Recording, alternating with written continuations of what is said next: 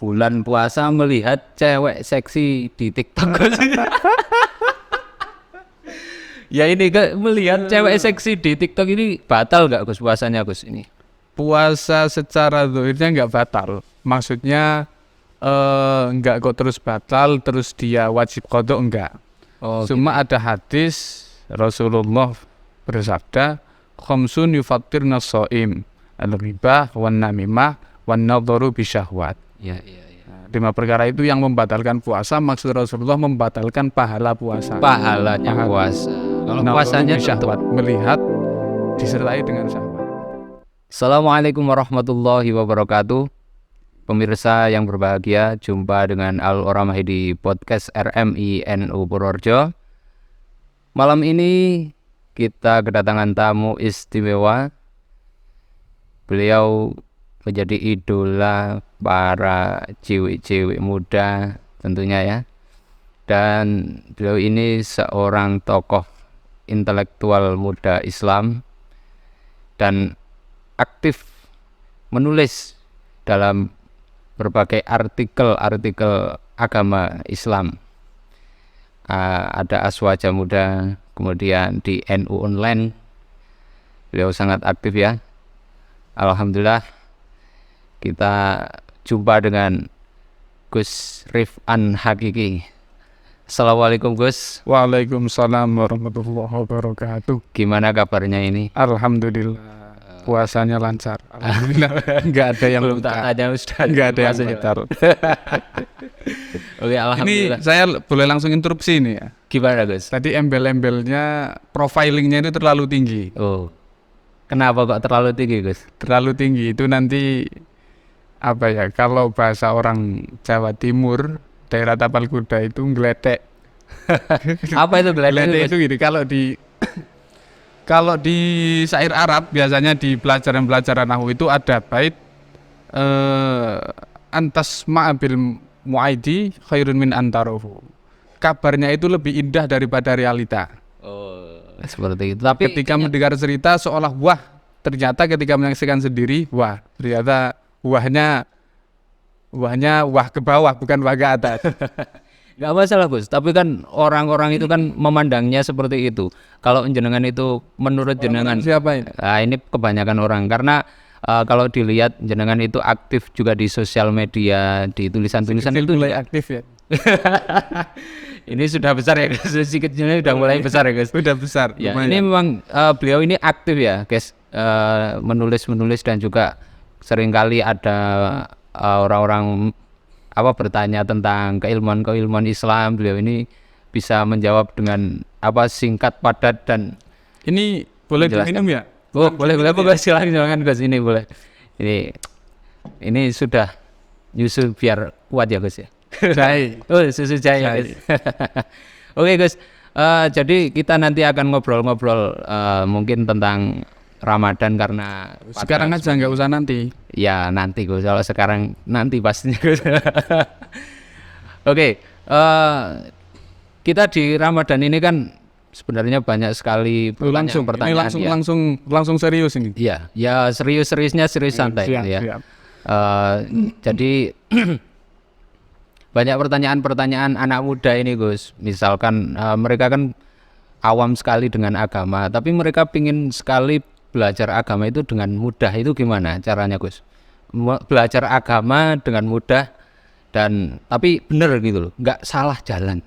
Karena kebanyakan ini ya kayak puasa-puasa ini, contohnya misalkan kayak tentang sahur, tentang imsak, niat dan lain sebagainya, itu kebanyakan masih salah gitu Gus. Gimana menurut jenengan ingin belajar gitu Gus? Ya mudah atau sulit itu kan tergantung apa yang ingin dicapai. Kalau menurut saya Iya. Standar yang dia ingin capai itu sampai seberapa. Kalau cuma dasar-dasar ya nggak sulit, nggak sulit ya, mudah, semuanya mudah saya kira. Nanti kalau ke level selanjutnya baru mungkin susah. Kalau kata Sayyidina Ali, man dhanna annahu bitarkil jahdi yasilu fahuwa mutamannin. Orang yang ingin harapannya tercapai tanpa bersusah payah, dia bukan ingin sebenarnya, dia sedang menghayal. Oh, gitu ya Gus. Iya. Siap. Jadi namanya Tergantung dia ingin belajar sejauh mana. Kalau cuma dasar-dasar, insya Allah mudah semua. Bagi mayoritas orang bisa mudah tercapai. Bagi mayoritas orang mudah tercapai. Kalau sampai permasalahan agama ini, dalam hal ini agama yang rumit-rumit, yang dalam-dalam, ya itu memang butuh usaha lebih. Butuh usaha lebih gitu. Tidak bisa kalau belajar hanya sekedar membaca. Nggak gitu. bisa. Ya kembali lagi. Jadi kita branding agar anak-anak orang-orang lain itu mau belajar. Lebih baik jangan ditakut-takuti. Belajar Islam itu susah, harus mendalam, harus begini, enggak. Mudah. Jadi orang Islam itu sangat mudah. Enggak tahu ya tinggal tanya. Ada yang ahli agama gitu maksudnya. Baru kalau kamunya yang mau jadi ahli agama itu baru susah. Tapi kalau jadi orang Islam saja yang bisa menjalankan syariatnya mudah, nggak susah. Tapi ini kebanyakan juga ini ya, ada juga orang yang masih baru belajar agama, tapi malah mereka itu seakan-akan sudah menguasai gitu loh. Itu yang kebanyakan menjadi orang dan dia berbicara itu misalkan di media sosial yang menyebabkan orang itu tersesat gitu Gus. Lah itu kalau kata Imam Ghazali begini, ada 4 orang bodoh, yang 3 bisa diobati, yang 3 nggak bisa diobati, yang 1 bisa diobati. Salah satunya yang nggak bisa diobati, salah satu dari 3 itu adalah orang pernah belajar ilmu dasar-dasar, lalu sudah meninggalkan belajar, tidak meneruskan belajar lagi. Kemudian dia menanyakan sesuatu yang dia tidak tahu kepada orang yang seumur hidupnya itu sudah habis untuk ilmu, didedikasikan untuk ilmu. Dia mengira apa? Yang dia kira, apa yang dia tidak tahu, orang yang ahli ilmu itu juga tidak tahu. Akhirnya dia bertanya, tujuannya bukan ingin mencari jawaban, tapi ingin pansos. Kalau sekarang itu pansos. Pansos, ya. Pansos. Nah, padahal yang dia tanyakan ya sangat mudah bagi orang yang sehari-hari sudah didedikasikan untuk ilmu. Nah ini orang yang kayak gini, itu yang kebodohannya tidak bisa diobati kalau kata Imam Ghazali. Ini cukup 1 aja ya, nggak usah 4-4-nya ini. Ya mungkin bisa Gus, contoh walaupun sedikit-sedikit agar tahu. Ya. Itu 1. Yang kedua, orang yang bertanya, memberikan pertanyaan tapi bukan atas dasar ingin mencari jawaban, ingin mengetahui yang benar, tapi didasari oleh rasa dengki, rasa hasad gitu ya. Jadi misal dia hasad kan tidak suka orang lain diberi nikmat lebih. Misal melihat orang lain kok lebih alim, lebih pintar, dia nggak suka. Akhirnya dia banyak. Lah dia bersaing. Mencari pertanyaan tujuannya untuk menjatuhkan. Biar dia nggak bisa jawab itu loh. Nah ini nggak bisa diobati. Maksud Imam Ghazali nggak bisa diobati itu meskipun pertanyaannya udah dijawab, ya dia nggak akan sembuh. Karena yang dia cari bukan jawaban, tapi untuk menjatuhkan. Oh ini kebanyakan yang fenomena yang terjadi saat ini yang seperti itu berarti ya Gus ya? Kalau kebanyakan nggak tahu. Enggak ya? Kalau ada. Berarti ini orang yang berilmu, sama-sama berilmu gitu? Ya, bisa orang sama-sama berilmu, bisa yang satu juga nggak berilmu. Terus yang ketiga, ini orang tulus. Tulus itu artinya tanya ya ingin cari jawaban. Benar-benar mencari kebenaran. Bodoh tapi ingin iya gitu ya. Tapi dia itu kalau dijawab nggak bisa mencerna, artinya mohon maaf kecerdasannya di bawah rata-rata.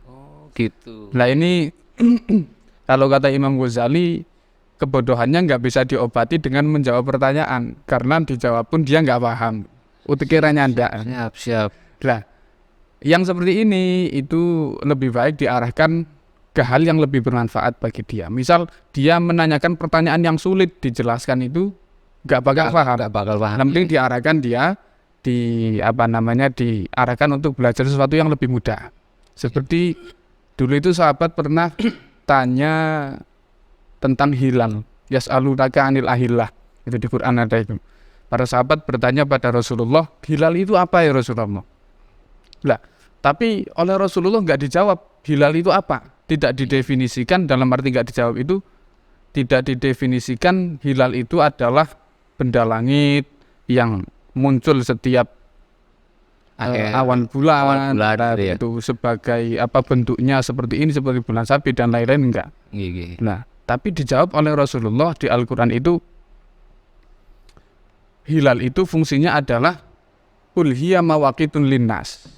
Itu hilal itu fungsinya sebagai penanda waktu masuk Ramadan, masuk Syawal, masuk Zulhijjah. Iya. Ini maksud saya mencontohkan ini bukan mencontohkan para sahabat bodoh, bukan. Iya. Bukan. Maksud saya Pak Rasulullah ditanya sesuatu, tidak dijawab apa yang ditanyakan, tapi dijawab yang lain yang lebih bermanfaat. Kira-kira karena kalau dijawab hilal itu apa ya Rasulullah? Hilal itu benda langit yang seperti ini, seperti Ini ini. malah tambah Nggak ada gunanya kan? Oh iya. Nama pertanyaan lagi. Lebih baik dijawab apa itu fungsinya hilal. Hilal itu untuk apa? Nah ini tiga orang ini yang kebodohannya nggak bisa sembuh dengan dijawab pertanyaannya. Orang yang hasad, orang yang sok pinter tadi, yang bansos, yang ketiga yang kecerdasannya tidak mampu. Oh gitu. Nah, yang satu yang bisa diobati itu orang yang tulus benar-benar mencari jawaban, terus dia memang mampu menerima penjelasan itu mampu. Oh iya. Berarti apa orang-orang yang nomor 4 ini yang bisa didandani? Ya. Diobati dengan cara menjawab maksudnya. Ya semuanya bisa diobati. Ini yang dimaksud diobati dengan menjawab pertanyaannya. Oh iya. Kalau misalkan ada orang kan banyak sekali sebenarnya di Islam itu ilmu banyak, Gus. Iya, betul. Ilmunya furuknya kan banyak. Betul. Itu kira-kira yang pertama harus belajar, yang harus dipelajari itu ilmu apa, Gus? Tauhid, Gus. Jadi awalu wajibin alal insani ma'rifatul ilahi bistiqoni. Kewajiban pertama bagi seorang manusia, seorang orang muslim itu mengetahui Allah. Mengetahui Allah berarti ya tahu Allah itu wujud, Allah itu esa dan lain sebagainya dengan sifat-sifat wajibnya itu. Itu tauhid. Kemudian secara umum sebenarnya yang harus dipelajari itu semua muslim harus dipelajari, suka tidak suka, mau tidak mau, mampu tidak mampu harus dipelajari, itu ilmul hal. Ilmu hal itu apa itu, Gus? Ilmul hal itu ilmu yang dia butuhkan untuk menjalankan kehidupan sehari-hari bagi dia agar terhindar dari perkara haram. Contoh begini ya. Yang pasti setiap orang itu menjalani seperti ilmu tentang bersuci, membersihkan hadas, bersuci dari hadas, menghilangkan najis, lalu ilmu tentang tata cara sholat dan hal-hal yang membatalkan sholat, tentang puasa. Ya, tentunya kalau orang itu punya harta, tentang zakat. Kalau orang itu berbisnis, jual beli, ilmu tentang dasar-dasar jual beli, mana praktik yang haram, mana yang tidak. Nah itu ilmu hal, ilmu yang dia butuhkan untuk menjalani kehidupan sehari-hari. Ya termasuk tauhid itu. Ya kalau tauhidnya imannya nggak sah kan amalnya ya nggak sah, nggak ada nilainya gitu. Itu semua orang apapun profesinya, bukan hanya santri, apapun profesinya, apapun latar belakangnya, suka nggak suka, mampu tidak mampu harus dipelajari. Itu tauhid dan ilmu hal itu ya? Ya, tauhid itu tauhid dasar masuk pada ilmu hal. Tauhid dasar, fikih dasar. Oh gitu. Karena kebanyakan sekarang ini kan gini, orang belajar mulainya dari Al-Quran, hadis gitu. Tapi kadang-kadang yang mereka pelajari itu justru bukan Al-Qurannya, bukan hadisnya, tapi kadang-kadang terjemahnya. Dan mereka apakah paham? Itu benar gak, Gus? Misalkan belajarnya kita kembali lagi langsung ke Al-Quran, hadis gitu, Gus. Ya, belajar langsung dari Al-Quran ya benar. Cuma mampu apa enggak gitu. Jadi gini, memang benar setiap orang itu berhak atas pemahamannya masing-masing. Tapi ilmu itu memiliki ada piranti-piranti, ada alat-alat untuk memahami. Misal begini, kunci, pintu terkunci, itu ada alatnya untuk buka kuncinya itu gimana? Ya. Bukan didobrak-dobrak itu, bukan, ya, kan nggak baik lah. Itu yang benar kan? Nanti, Gus. Ya, pakai kunci biar bisa kebuka. Ya. Nah ini Al-Quran dan juga hadis, itu juga ada alat-alatnya. Kalau mau memahami secara langsung Al-Quran dengan menggunakan akal sendiri, itu berarti dia harus punya alatnya, alat biar bisa memahami Al-Quran gitu loh. Begitu juga hadis gitu loh. Oh gitu ya, Gus. Nah ini alatnya ini yang repot ini. Alatnya itu banyak ini, Gus. Banyak sekali ilmu. Ya syarat jadi mujtahid lah. nahwu, shorof dan nahwu, shorof, balaghah, usul fikih. lah ini yang kadang-kadang orang itu nggak paham. Pokoknya kita harus kembali ke Al-Quran, ke hadis. Wah, padahal mereka nggak tahu bahwa untuk memahami Al-Quran itu nggak semudah seperti yang mereka bayangkan. Apalagi terjemahan-terjemahan gitu ya. Ya. Dan terutama ini di bulan Ramadan ini Gus, itu ada loh hadis-hadis yang menceritakan tentang misalkan kamu sahurlah kamu sampai sampai adzan subuh. Ini kan kalau kita melihat adzan subuh itu kan yang sekarang itu kan bukan penentuan waktu sholat itu kan kita juga harus tahu Gus. Iya betul. Itu awalnya dari hadis, memang ada hadisnya. Ya. Jadi Rasulullah bersabda, kalau ada adzan terus makan nggak apa-apa. Tapi sayangnya dipotong. Jadi sebenarnya dulu itu Rasulullah punya 2 muadzin. Iya. 2 muadzin. Kalau subuh kan sunnah adzan 2 kali. Oh, 2 kali Gus. Sebelum masuk waktu dan setelah masuk waktu. Itu jam berapa kalau belum masuk waktu? Ya hampir lah, kira-kira lewat tengah malam gitu, sekitar jam 3. Gitu. Lah, adzan yang pertama itu dulu itu sahabat Bilal yang adzan. Oh, sahabat Bilal malahan. Sahabat Bilal yang adzan. Lah itu hadisnya tadi terusannya, kalau ada adzan kamu terus makan, fa inna Bilalan yu'adzinu billail. Karena Bilal itu kalau adzan itu masih malam, belum masuk waktu subuh. Nah, kalau udah masuk waktu subuh ya berarti udah subuh, udah mulai wajib puasa. Udah mulai puasanya. Iya. Ini kalau memahami terus adzan subuh, sekarang kan di Indonesia kebanyakan adzan subuh cuma 1 kali. Iya. Cuma ketika masuk waktu. Lah, itu pun kadang diihtiyat. Nah, ini kadang-kadang orang itu nggak paham ihtiyat. Mau dijelaskan seperti apa kalau belum pernah belajar fikih atau belajar ilmu-ilmu seperti itu kan nggak. Jadi kalau bikin jadwal sholat itu biasanya ada ihtiyatnya berapa menit. Jadi kadang masuk waktu jam 4:30. Ya. Nanti adzannya jam 4:31 atau 32 begitu. Iya. Ihtiyat maksudnya agar benar-benar ini udah masuk waktu gitu. Nah, berarti ketika orang masih sahur waktu adzan yang saat ini misalkan, berarti otomatis dia kan sudah kelewat subuh. Iya. Berarti nggak sah, Bro. Ya kita kan nggak tahu waktu subuh itu kapan sampai kita mendengar adzan. Jadi kewajibannya kalau tengah-tengah makan dengar adzan langsung dikeluarkan. Ini kalau dulu Gus. Kalau sekarang kan mudah sebenarnya, kan ada jam. Itu apakah gimana? Kalau misalkan sudah sekarang kan udah banyak aplikasi jam waktu sholat. Iya. Udah ada imsak juga. Iya. Lah imsak ini banyak orang yang menganggap sepele. Nah iya, benar sekali imsak ini. Kadang setelah imsak malah pada rokokan sampai subuh gitu loh. Nah itu imsak ini kalau menurut salah satu ulama Yaman, mufti Yaman, itu ada dasarnya. Jadi setelah ayat kutiba alaikumusiyam, 4 atau 5 ayat setelahnya itu ada ayat tilka hududullah fala taqrabuha. Itu batasan-batasan yang dibuat oleh Allah, jangan didekati. Lah ini dasar imsak. Ini itu batasan yang dibuat Allah, subuh kita anggap jangan didekati. Jadi seharusnya ketika paling enggak 5 menit sebelum subuh lah imsak, masih boleh. Biasanya memang saya juga kalau nunggu imsak baru minum air putih terakhir gitu. Oh iya siap. Itu paling enggak 5 menit sebelum subuh. Sekarang kan udah gampang lihat waktu sholat ya. 5 menit sebelum subuh udah disudahi sahurnya. Oh gitu. Untuk kehati-hatian gitu ya. Hati-hati. Apa enggak eman nih maksudnya? Nah, iya. Ramadan. Nah, ini loh yang kesalahan kadang-kadang orang ini harus kayak gini gitu loh. Waktu sahur. Ini juga kalau misalkan yang sahur itu memang pagi itu Gus. Maksudnya sebelum subuh itu kalau makan sahur itu Gus. Atau mulai dari Isya itu sudah dikatakan sahur gitu Gus. Nah itu waktu sahur itu seseorang dikatakan mendapat kesunahan sahur itu waktunya setelah lewat tengah malam. Jam 12 Gus. Gak mesti. Kok gak mesti Gus, ini jam 12. Berarti gini. Hari itu ada siang, ada malam. Ya. Siang itu mulai subuh sampai maghrib. Ya. Malam itu mulai maghrib sampai subuh. Jadi tergantung durasi antara maghrib sampai subuh berapa jam. Misal maghrib jam 6, Mm-mm. subuh katakan jam 4. Subuh atau pagi, Gus? Subuh, Oh, subuh ya. subuh. Apa namanya? Maghrib. Maghrib sampai subuh.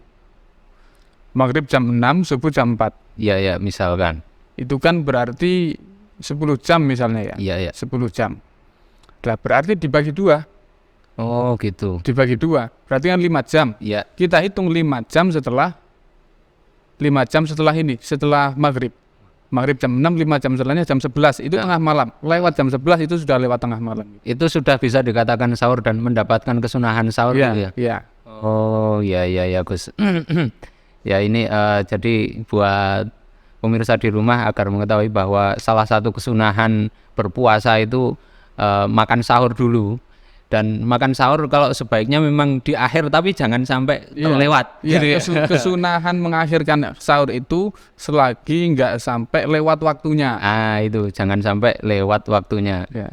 Oke, Gus, mungkin ada pertanyaan dari netizen ini. Oh ya,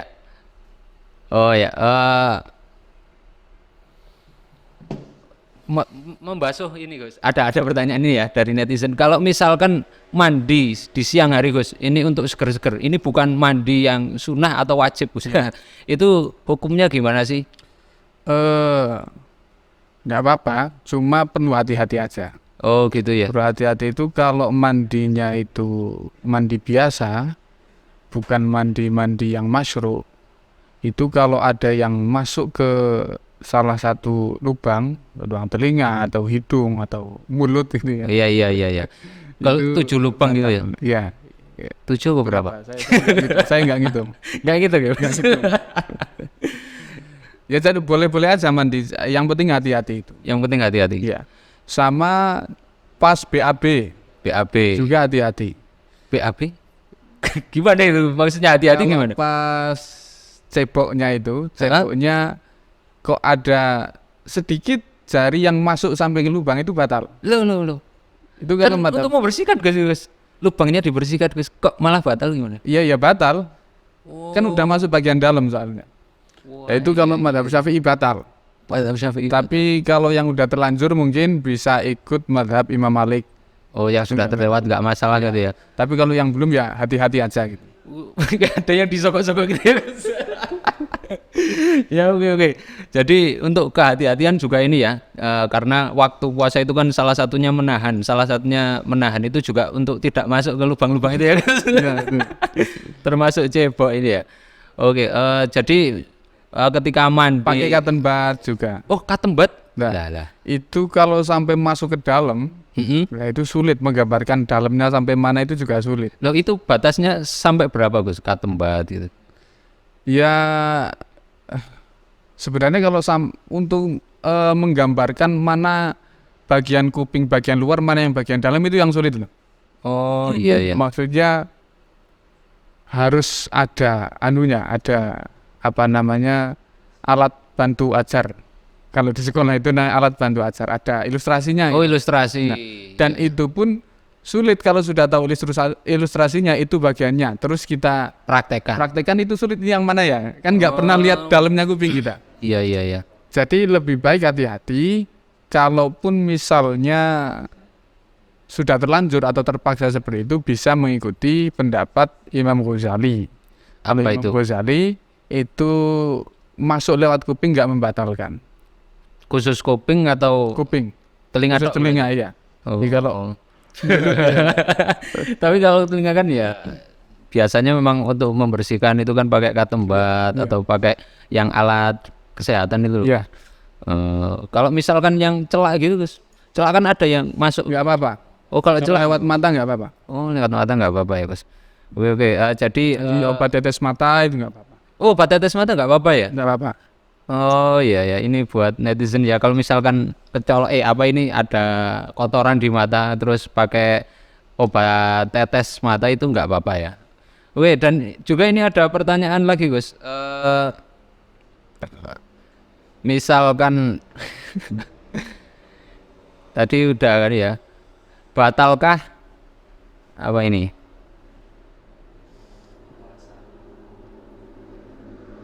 Puasa.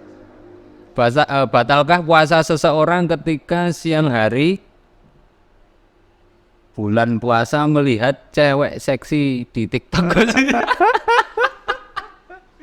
Ya ini melihat cewek seksi di TikTok ini batal nggak Gus puasanya Gus ini?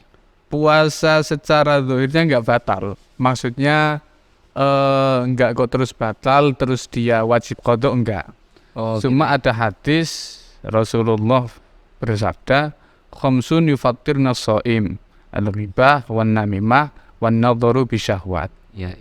5 perkara itu yang membatalkan puasa, maksud Rasulullah membatalkan pahala puasa. Pahalanya puasa. Kalau Nadharu puasanya bisyahwat, melihat disertai dengan syahwat. terus tadi apalagi Gus yang membatalkan pahalanya puasa Gus selain syahwat itu Gus? Ghibah, Hibah ya. Oh nggak apa jenenge? Kalau orang-orang ngomong menggunjing, rasa-rasa. nyinyir. Bukan. Beda. Oh beda ya. Beda. Mengunjing. Ghibah itu nggak harus nyinyir. Oh iya. Nggak harus nyinyir. Yang penting menceritakan sesuatu Ghibah. tentang orang lain. Kalau dia tahu, yang diceritakan ini tahu, dia nggak suka. Oh Meskipun itu fakta. Meskipun fakta itu ghibah. Ya. kalau misalkan yang diceritakan bagus-bagus itu termasuk hibah bukan Gus? Bukan. Oh, berarti ini kejelekan orang. Ya nggak mesti. Kadang ada hal yang Privasi. itu juga. Bukan keburukan misal, tapi orang lain, orang yang diceritakan ini nggak mau orang lain tahu gitu. Itu hibah namanya ya. Iya. Kemudian apalagi Gus selain membatalkan puasa itu tadi hibah, terus apa? Melihat dengan syahwat, membatalkan pahala puasa ya. Namimah, Namimah, adu domba, adu domba, terus berbohong, sumpah yang bohong, sumpah palsu. Wah ini banyak sekali sebenarnya. 5 ini. Sumpah palsu. Ya sumpah palsu dan mengadu domba itu sekarang banyak sekali. Terutama di media sosial mereka nggak menyadari Gus. Ya mungkin nggak puasa mungkin. Kita husnudon aja. Kok husnudonnya nggak puasa banget Gus? Kan husnudon berarti dia nggak kehilangan pahala puasa. Karena emang dari awal udah nggak puasa. Oh gitu ya. Mumpung nggak puasa Gus silakan Gus sambil diminum Gus. Ini ya. Apalagi itu? Kemudian ini Gus ada pertanyaan lagi Gus. Gimana kalau orang berpuasa itu gosok gigi dengan pasta? Nah ini banyak yang menganggap gosok gigi itu, sikat gigi sama hukumnya seperti siwak. Kalau siwak itu sebelum zuhur nggak makruh, Iya. setelah zuhur makruh. Iya. Kalau Imam Nawawi meskipun setelah zuhur tidak makruh, itu siwak. Iya. Kalau sikat gigi itu beda. Beda ya. Bedanya kenapa? Karena mayoritas orang sikat gigi sekarang pasti dengan pasta gigi. Siap bener Gus. Nah, jadi kalau siwak itu, Ada rasanya kalau pasta gigi. siwak itu nggak ada campuran apa-apa. Kayu itu ya. Iya, Kalau misalkan sikat tok itu siwak bisa dikatakan siwak. bisa. Tanpa pasta gigi ya. Iya. Oh. Nah, kalau dengan pasta gigi itu nanti hukumnya sama seperti nyicip makanan. Pokoknya mengecap sesuatu yang Ada rasanya. Ada rasanya itu. Makruh. Jadi makruh tanpa hajat. Tapi nggak dosa ya Gus ya. Enggak. Cuma bahaya nih. Bahaya kalau misalkan kadang gini Gus, misalkan pas imsak ya Gus ya. Imsak itu gosok gigi pakai odol Gus, pakai pasta gigi. Kemudian sampai subuh itu masih ada rasa-rasa sedikit itu gimana ya Gus? Kalau sisa-sisa rasa nggak apa-apa. Tapi kalau sampai ada sisa odolnya gitu, terus ditelan ya batal. Oh, kalau rasa nggak masalah. Iya, rasa membekas nggak masalah. Asalkan sudah umur kan itu sudah yakin bahwa nggak ada sisa, Iya. itu aman ya. Oh ya Gus, alhamdulillah gitu ya. Mungkin beberapa pertanyaan sudah terjawab ini Gus, dan waktu Ini udah lama ini kayaknya, terlalu panjang. sebenarnya masih asik Gus. Sebenarnya masih asik tapi nanti Jadi kan asik yang denger bosen. Sepet tapi sebenarnya kita ngobrolnya sudah asik. Jadi malah tadi pengen tahu pengalaman Gus Rifan, tapi mungkin di sesi yang lain kita bisa ngobrol lagi Gus. Insya Allah bisa. Ya semoga saja diberi umur panjang, dikasih kesehatan ya Gus ya. Amin. Dan juga untuk para netizen, para pemirsa semuanya semoga diberikan kelancaran berpuasa, Amin. diberikan umur panjang dan diberikan kesehatan, bisa bertemu Ramadan yang akan datang lagi. Oke, pemirsa di rumah, mungkin hanya itu saja yang bisa kami sampaikan, kami obrolkan ya. Untuk sesi selanjutnya di lain waktu kita bisa ngobrol lagi, dan apabila banyak salah mohon maaf. Cukup sekian, wallahul muwaffiq ila aqwamit thoriq. Wassalamualaikum warahmatullahi wabarakatuh.